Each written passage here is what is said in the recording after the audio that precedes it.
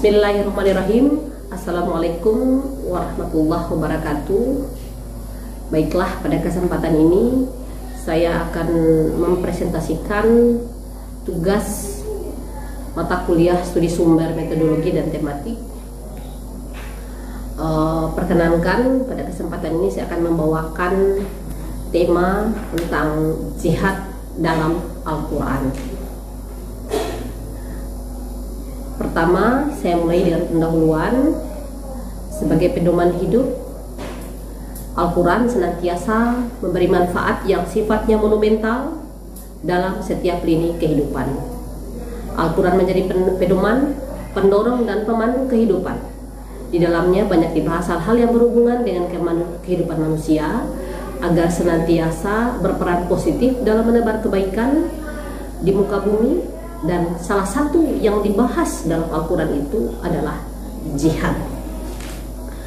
Jihad adalah ajaran penting dalam agama Islam yang telah ada sepanjang sejarah Islam, sejak periode Mekah maupun periode Madinah.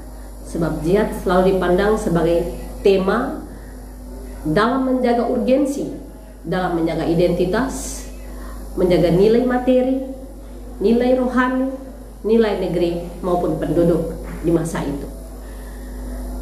Apalagi jika dikaitkan dengan konteks kehidupan yang luas, mencakup banyak makna sejauh kesepakatan suatu kelompok yang menyepakatinya, baik itu media cetak maupun media elektronik.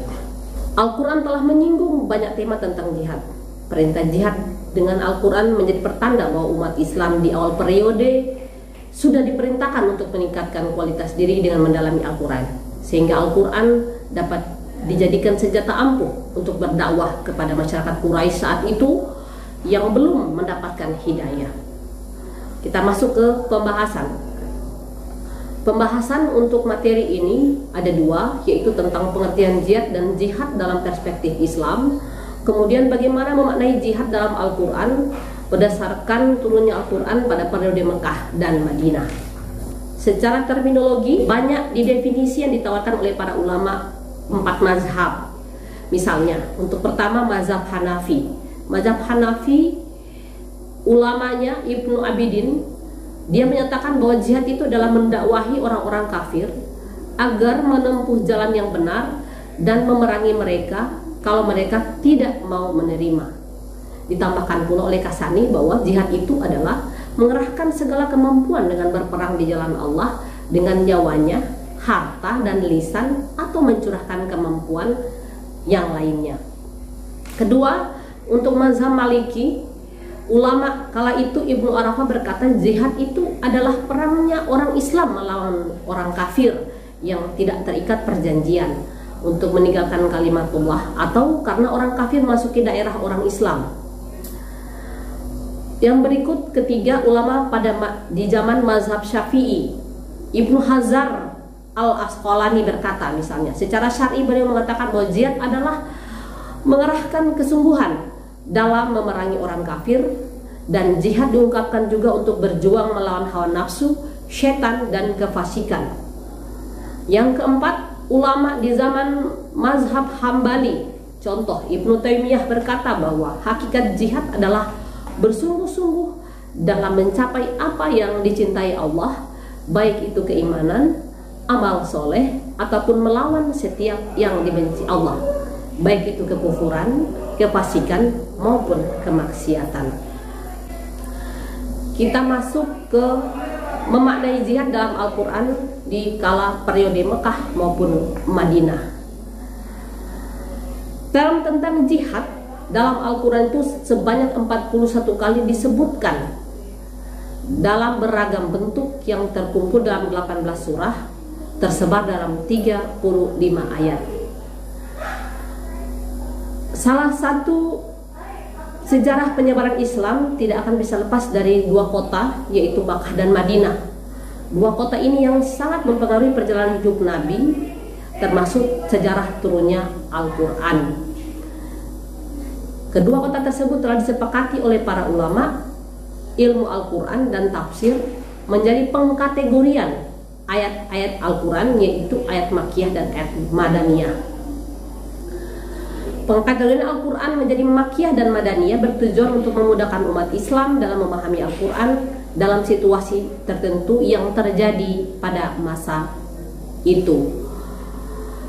Ciri-ciri surat Al-Makkiyah yang membahas tentang Al-Quran, hal ini dapat kita lihat pada salah satu contoh surat, yaitu surat Al-Furqan ayat 52. Dalam surat ini dijelaskan bahwa maka janganlah engkau taati orang kafir dan berjuanglah terhadap mereka dengan Al-Quran dengan semangat perjuangan yang besar.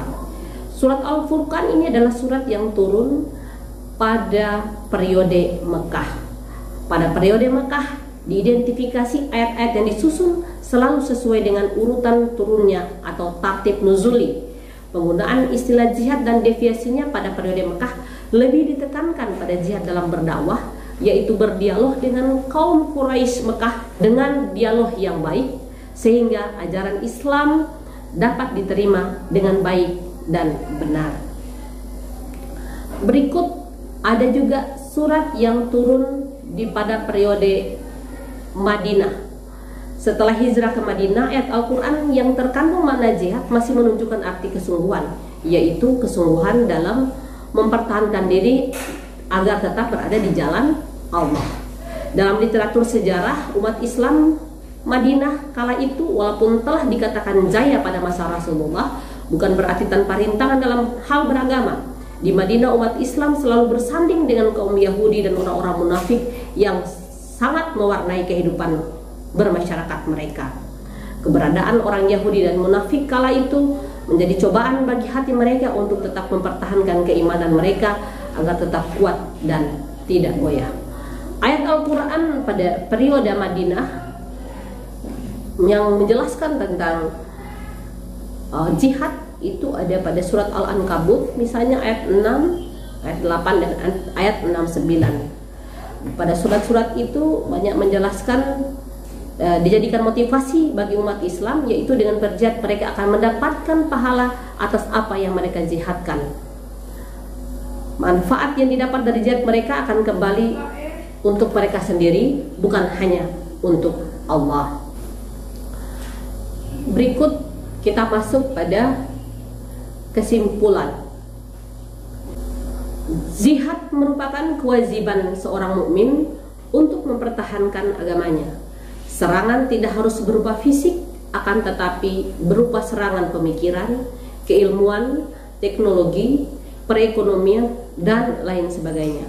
Penggunaan istilah jihad dan deviasinya pada periode Mekah lebih ditekankan pada jihad dalam berdakwah, yaitu berdialog dengan kaum Quraisy Mekah kala itu dengan dialog yang baik sehingga ajaran Islam dapat diterima dengan baik dan benar.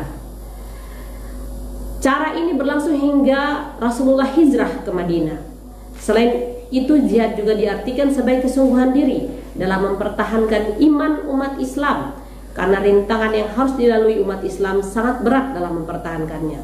Tidak ada perintah jihad yang berarti perang dalam fase ini, dan ini merupakan jihad pertama yang dilakukan Rasulullah dan umatnya. Pada fase ini belum muncul pemahaman jihad dalam berperang. Setidaknya jika seorang mengartikan jihad adalah perang, maka harus diklasifikasi siapa yang tepat untuk dijadikan objek jihad dan dengan cara apa jihad itu dilakukan, sehingga tidak ada orang yang berjihad akan tetapi tidak tepat cara dan sasarannya. Agama Islam selalu mengajarkan kita perdamaian antar sesama manusia agar manusia dapat hidup berdampingan dengan baik dan damai. Demikian pemaparan saya. Terima kasih. Wassalamualaikum warahmatullahi wabarakatuh.